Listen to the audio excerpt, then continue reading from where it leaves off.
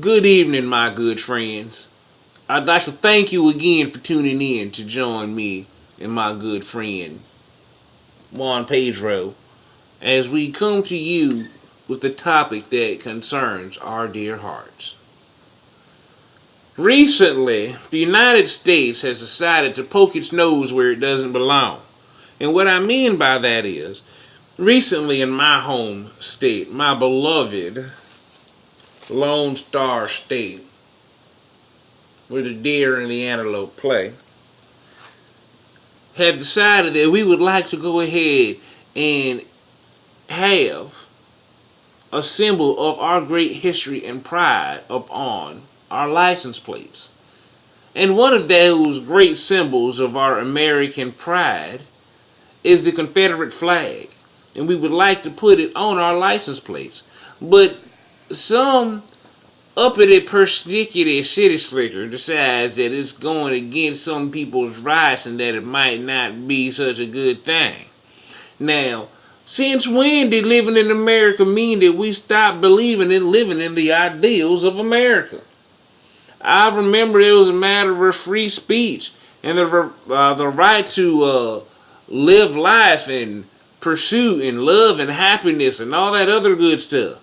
So if that's the case, then tell me why I can't have a nice symbol of our good old national American heritage riding around with me on the back of my Ford every day. I just don't get it. It seems quite right. In fact, it does not seem quite right. What would you think, Juan Pedro? I don't know. It sounds kind of stupid to me. See, that's what happens when you let people in from non-America into America, and then you decide to give them a voice in our political process. What you have is a watering down of our own national sympathies. See, I know that there's people like myself, and there's people like my pappy and his grandpappy and his great-great-grandpappy that fought for an America that believed that you could do and say anything you wanted to do. In fact, that was the reason why America was founded. We wanted to leave England so we could do what we wanted to do, to practice our own religions without persecution. So now, you're going to tell me that I can't get my license plate like I want to without persecution based off my own beliefs? I think this is terrible, terrible miscarriage of justice, Juan Pedro.